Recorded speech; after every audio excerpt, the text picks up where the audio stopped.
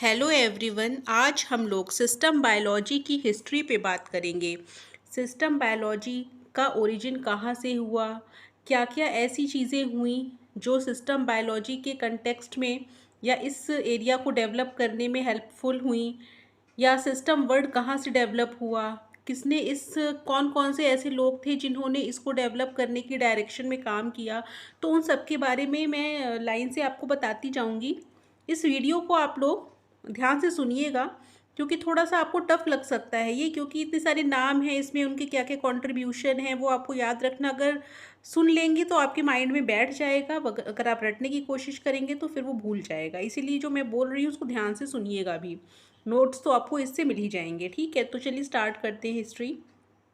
देखिए, 17वीं सेंचुरी में एक साइंटिस्ट थे जिनका नाम था रेन डेस्कार्ट्स।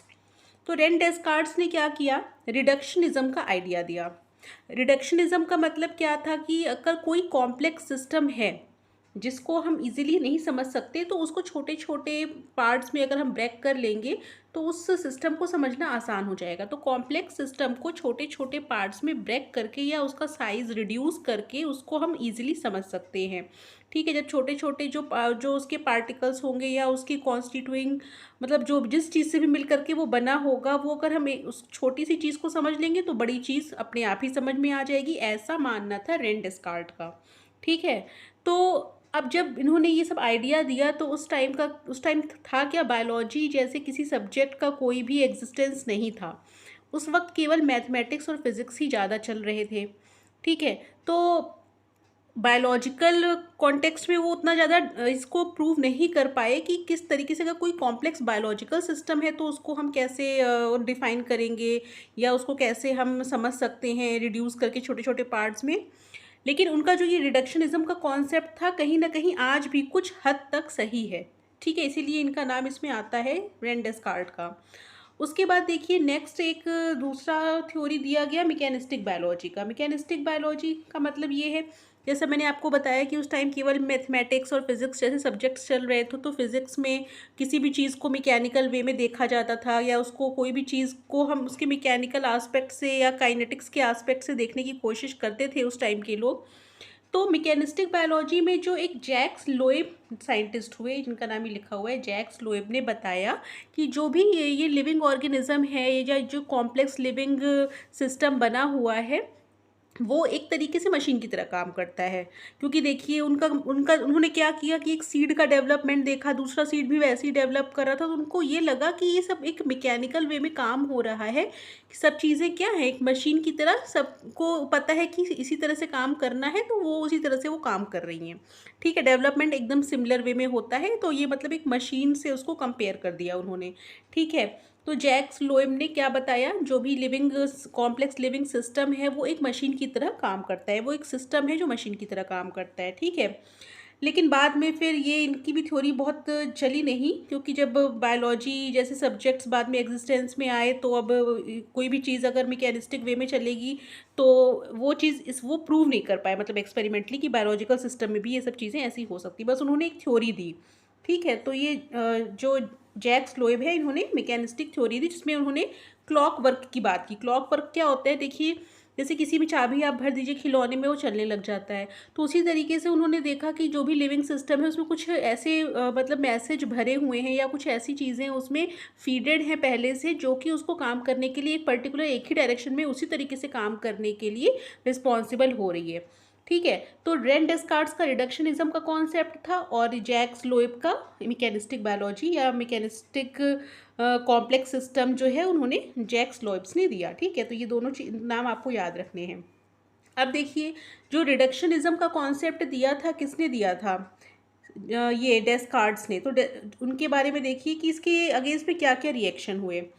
तो इसमें लिखा हुआ है, देखिए, 20वीं सेंचुरी, वो 17वीं सेंचुरी में वो रिडक्शनिज्म का कॉन्सेप्ट दे के चले गए थे। उसके बाद जो 20वीं सेंचुरी में कुछ साइंटिस्ट है, जैसे स्मट हो गए, स्मट का नाम थोड़ा सा आपको याद रखना पड़ेगा, स्मट हो गए, वुडगर हो गए, सॉरी, वुडगर हो गए, ठीक है, वीज हो गए। ठीक है, ये सारे जो साइंटिस्ट हुए, उन्होंने रिडक्शनिज्म के कॉन्सेप्ट के अगेंस्ट में कुछ ना कुछ चीज़ें कहीं, कि मतलब रिडक्शनिज्म और ये जो मैकेनिस्टिक बिहेवियर बताया है पहले के दो साइंटिस्टों ने, दोनों को ही चैलेंज किया उन लोगों ने।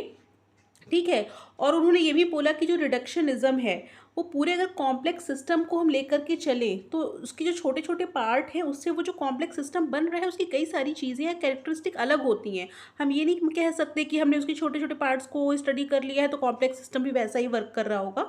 जो कॉम्प्लेक्स सिस्टम या पूरा जो ऑर्गेनाइजेशन फाइनल यूनिट जो बनता है उसकी कैरेक्टरिस्टिक फीचर्स उसके कॉन्स्टिट्यूएंट एटम से बिल्कुल अलग होती हैं। इसीलिए रिडक्शनिज्म का कॉन्सेप्ट कुछ हद तक वो फेल हो गया। ठीक है, ये तो बात सही है कि अगर हमें लिविंग सिस्टम या कॉम्प्लेक्स सिस्टम को समझना है तो छोटे पार्ट्स में तोड़ देना चाहिए उसको, तब समझना चाहिए।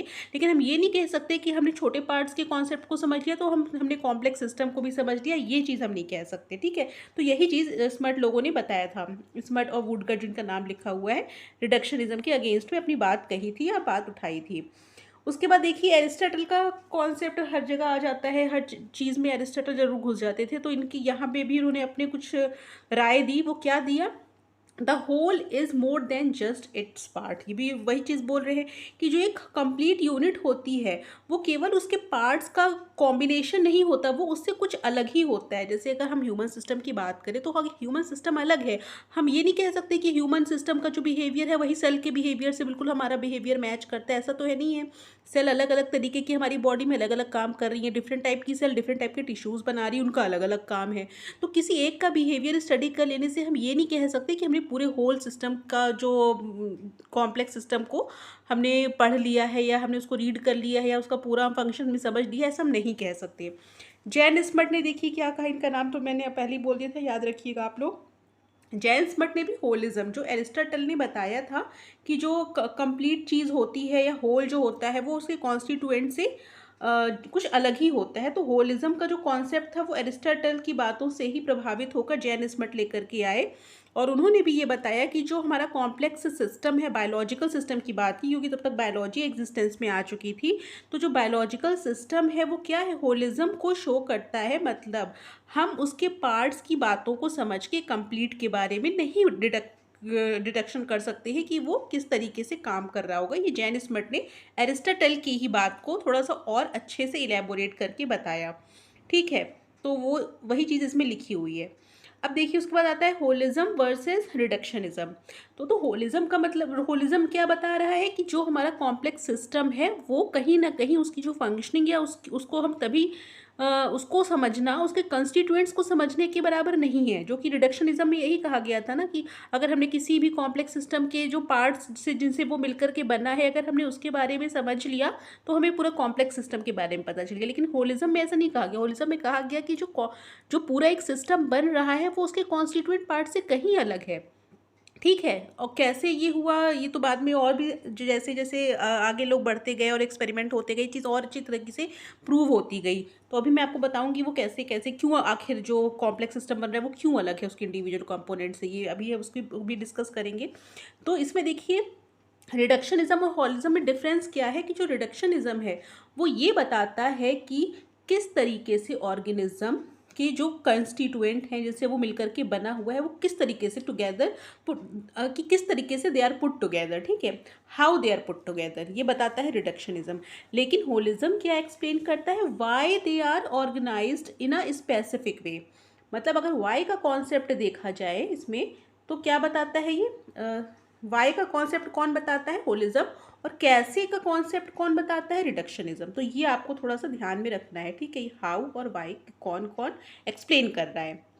अब कुछ आगे जो कुछ और साइंटिस्ट आए उन्होंने बताया कि जो रिडक्शनिज्म और होलिज्म जो दोनों ये थ्योरी दी गई हैं जो चली आ रही हैं, ये इन दोनों का ही कहीं ना कहीं इंटीग्रेशन होता है किसी कॉम्प्लेक्स सिस्टम को समझने में। हमको होलिज्म वाली बात को भी लेकर चलना है, रिडक्शनिज्म वाली बात को भी लेकर के चलना है, और दोनों बात का एक मॉडल बना लेना है, कंप्यूटर मॉडलिंग कर लेनी है अगर हमें कॉम्प्लेक्स सिस्टम की वर्किंग को समझना है। तो दोनों का ही कहीं ना कहीं इंटीग्रेशन की वजह से ही कॉम्प्लेक्स सिस्टम वर्क कर रहा है, ये आगे आने वाले कुछ साइंटिस्ट लोगों ने बताया। तो कंप्यूटर मॉडलिंग ने दोनों को मतलब कंप्यूटर मॉडलिंग की सहायता से दोनों को इंटीग्रेट किया गया है। उसके बाद देखिए वीज और विलियम्स के क्या क्या मतलब कॉन्सेप्ट थे उनको भी देख लीजिए। जो वीज एक साइंटिस्ट आए उसके बाद उन्होंने अपने पीएचडी डिसर्टेशन में ये पाया कि जो किसी भी कॉम्प्लेक्स सिस्टम या कोई भी जो एक फाइनल एंटिटी है उसका जो बिहेवियर होता है वो भले ही अगर हम पूरे बड़े लेवल पे देखें तो सब सेम है। जैसे अगर हम मान लीजिए कि हम सीड का डेवलपमेंट देखें तो जितने भी सीड का डेवलपमेंट है वो लगभग एक ही तरीके से होता है कि पहले रेडिकल बनता है, प्लीम्यूल बनता है, या जो कुछ भी उसके कॉन्स्टिट्यूएंट्स हैं, जिस तरह से हार्मोनल उसमें रेगुलेशन होता है, तो चीज़ों का डेवलपमेंट तो सेम तरीके से होता है। लेकिन क्या होता है, जो वो पाथ सेलेक्ट करते हैं, मतलब डेवलपमेंट का एक पाथ होता है ना कि कैसे कैसे डेवलपमेंट होना है, कब होना है, कितने टाइम में होना है डेवलपमेंट, ये सभी चीज़ों का अलग अलग होता है। अब चीज़ों का अगर हम कॉम्प्लेक्स सिस्टम की बात करें, हम सीड की ही बात कर रहे हैं, तो अलग अलग होता है। जैसे अगर आप ले लीजिए कोई आम का पौधा है, मान लीजिए आम के पौधे के आप सीड्स इकट्ठे कर लीजिए, अलग अलग तरीके के कई सारी वेराइटीज़ ऑफ आम की सीड इकट्ठे कर लीजिए, तो सबका डेवलपमेंट अगर आप सबको अगर मिट्टी में बो दीजिए या मिट्टी में रख दीजिए, तो क्या सब लोग एक ही टाइम पे निकल आते हैं और एक ही बराबर निकल आते हैं पौधे? नहीं, हो सकता है कुछ उसमें से अर्ली जर्मिनेट कर जाएँ, कुछ लेट जर्मिनेट करें, कुछ पहले बड़े हो जाएँ, कुछ पीछे से हो सकता है धीरे धीरे बढ़ रहे हों, कुछ में ज़्यादा बड़ी पत्तियाँ आ जाएँ, कुछ में। तो ये जो चीज़ें हैं वो एकदम मैकेनिस्टिक वे में या मशीन के वे में नहीं चल रही हैं। उनका हर सबके डेवलपमेंट का पाथ अलग अलग होता है, उनका बिहेवियर अलग तरीके का होता है। ये वीज़ ने अपनी पीएचडी डिसर्टेशन के टाइम में देखा था, जब उन्होंने देखा था कि एक इंसेक्ट पे वो काम कर रहे थे। तो इंसेक्ट का मतलब एक ही तरीके के इंसेक्ट का लाइट और जो भी स्पेस में टाइम के अकॉर्डिंग जो वेरिएशन था वो अलग अलग था, वो अलग अलग तरीके से रिस्पॉन्ड कर रहे थे। ठीक है, कोई किधर भाग रहा था, कोई किधर भाग रहा था। तो ये वीज़ ने अपने एक्सपेरिमेंट के बेसिस पे ये चीज़ प्रूव की। तो जो लोएब का जो उनका कॉन्सेप्ट था, लोएब का कौन सा कॉन्सेप्ट, मैकेनिस्टिक कॉन्सेप्ट, उसको उन्होंने एक तरीके से फेल कर दिया, कॉन्ट्राडिक्ट किया। ठीक है, उसके बाद देखिए विलियम्स आए, विलियम्स सिस्टम रिवॉल्यूशन। विलियम्स ने क्या बताया कि हर एक इंडिविजुअल जो होता है वो मॉलिक्यूलर, फिजियोलॉजिकल और एनाटॉमिकल लेवल पे डिफरेंट होता है। ये वाली लाइन इसमें विलियम्स की मेन है। सिस्टम के बारे में उन्होंने बताया कि हर एक सिस्टम मॉलिक्यूलर लेवल पर देखा जाए, फिजियोलॉजिकल लेवल पर भी देखा जाए या एनाटॉमिकल लेवल पर देखा जाए, डिफरेंट बिहेवियर शो करता है। मतलब वीज़ की ही बात को उन्होंने और अच्छी तरीके से विलियम्स ने प्रूव कर दिया। ठीक है, जो भी उनके एक्सपेरिमेंट रहे होंगे। और उन्होंने बताया कि अगर हम पॉपी सीड को, अगर पॉपी के ही सीड ले लें, तो अलग अलग पॉपी सीड का जो जर्मिनेशन होता है वो बिल्कुल डिफरेंट होता है। या एक और उन्होंने एग्जाम्पल दिया कि जो एप्पल के फ्रूट आप ले लीजिए, अगर आप 100 एप्पल की फ्रूट ले लीजिए और उसमें इथाइलिन कंटेंट को अगर आप मेज़र करिए, तो इथाइलिन कंटेंट सब में एक बराबर नहीं आएगा, किसी में थोड़ा कम, किसी में ज़्यादा, किसी में वेरिएशंस आपको देखने को मिलेंगे। तो वेरिएशंस क्यों हो रहे हैं? अगर सब कुछ मैकेनिस्टिक वे में ही चल रहा होता तो एकदम अगर 44.4 आना है तो सब में 44.4 ही आ रहा होता, लेकिन किसी में 44.4 आ रहा है, किसी में 46 आ रहा है, किसी में 39 कंटेंट ही आ रहा है। ठीक है, तो ये सारी चीज़ें डिफरेंट क्यों हो रही है? क्योंकि हर एक इंडिविजुअल डिफरेंट है अपने आप में। ठीक है, हर एक इंडिविजुअल की जो कॉन्स्टिट्यूएंट हैं या जो जिस चीज़ से वो मिलके बना हुआ है वो अलग अलग तरीके से इंटरेक्ट करके बिहेव कर रहे हैं। इस वजह से हर एक इंडिविजुअल अलग है। ठीक है, तो हम किसी को भी ये नहीं कह सकते कि एक ही तरीके से कोई बिहेवियर को शो करेगा। तो ये सब सिस्टम के बारे में। अब देखिए इसके बाद मैंने क्या किया, इसमें जितने भी अभी लोगों के बारे में मैंने बताया, उन्होंने क्या क्या चीज़ें की हैं, इसको मैंने यहाँ शॉर्ट में एक चार्ट के फॉर्म में बता दिया है। आप यहाँ से इसको रिवाइज भी कर सकते हैं कि रेन डेस्कार्ट ने रिडक्शनिज्म का कॉन्सेप्ट दिया, जैक्स लोएब ने मैकेनिस्टिक बायोलॉजी का कॉन्सेप्ट दिया, एरिस्टोटल ने होलिस्टिक व्यू दिया, जैन स्मिथ ने क्या बताया कि जो भी हमारा सिस्टम होल सिस्टम होता है उसकी जो प्रॉपर्टी उसके इंडिविजुअल कंपोनेंट से डिफरेंट होती है। एरिस्टोटल के ही कॉन्सेप्ट को उन्होंने थोड़ा सा इलेबोरेट किया।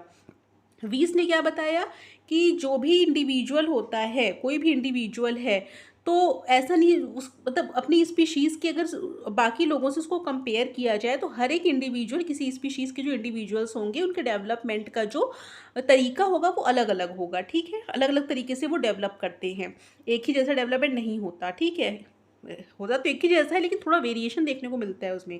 विलियम्स ने इसको और अच्छी तरीके से प्रूव करके बताया कि हर एक individual physiological, anatomical, molecular level पर डिफरेंट होता है। ठीक है, अब देखिए अब कुछ सिस्टम की प्रॉपर्टीज़ हमने यहाँ बताई हैं जिसको आप यहाँ से देख सकते हैं। ये चीज़ मैंने अपनी शॉर्ट वीडियो में भी डाल दी थी, अभी तक याद भी हो गया होगा आपको। तो इसको थोड़ा समझ लेते हैं कि क्या है properties of system as whole. तो जो सिस्टम होगा उसमें कंपनसेशन मैकेनिज्म होती है। जैसे मान लीजिए कंपनसेशन मैकेनिज्म का क्या मतलब है, जैसे मान लीजिए कि हमारी बॉडी में क्या हो रहा है कि कोई एक हार्मोन लेवल है, ठीक है, उसका अगर कम प्रोडक्शन हो रहा है, हमारी बॉडी में हम एकदम नॉर्मल इंडिविजुअल, हमें कोई कोई भी डिजीज़ या कोई भी हमारे अंदर कुछ ऐसी कमी नहीं है, लेकिन अगर हमारे अंदर कोई हार्मोन किसी दूसरे हमारे ही एज की किसी और दूसरे ऑर्गेनिज्म के कंपैरिजन में अगर कम बन रहा है, तो उसमें क्या कंपनसेशन हो जाएगा, कम बन रहा है लेकिन क्या होगा, वो ज़्यादा सेंसिटिविटी को शो करेगा। पता चला उनके में 15 ग्राम निकल के जितना काम कर रहे हैं, हमारे में 8 ग्राम निकल के उतना कर ले रहे हैं, तो कंपनसेट कर रहे हैं ना कहीं अपनी चीज़ों को। तो ये चीज़ होती है। तो किसी सिस्टम में, मतलब सिस्टम की प्रॉपर्टी होती है कि उसमें कंपनसेशन मैकेनिज्म होती है, अगर कोई चीज़ कम है तो उसको कंपनसेट करने की कोशिश करता है, ठीक है। दूसरा है क्या है उसका, ऑर्गेनाइजेशन। ऑर्गेनाइजेशन जो होता है मेन प्रॉपर्टी होती है लिविंग सिस्टम में। ऑर्गेनाइजेशन का क्या मतलब है, कौन सी चीज़ कैसे कैसे कहाँ कहाँ पे बनेगी। जैसे कोई एम्ब्रियो है, उसका डेवलपमेंट हो रहा है, तो उसमें हाथ कहाँ बनने हैं, पैर कहाँ बनने हैं, हार्ट का डेवलपमेंट कहाँ होना है, और डाइजेस्टिव सिस्टम का डेवलपमेंट कहाँ होना है। ये एक ऑर्गेनाइज्ड वे में धीरे धीरे करके होता है और एक पर्टिकुलर जगह पे होता है। तो ऑर्गेनाइजेशन जो है वो मेन प्रॉपर्टी होती है किसी सिस्टम की। उसके बाद cell behaviour influenced by organisation. अब जो सेल का बिहेवियर होता है वो भी ऑर्गेनाइजेशन के बाद चेंज होता रहता है। जैसे हमारे बॉडी में जितनी भी सेल्स हैं वो सब एक ही काम तो कर नहीं रही हैं।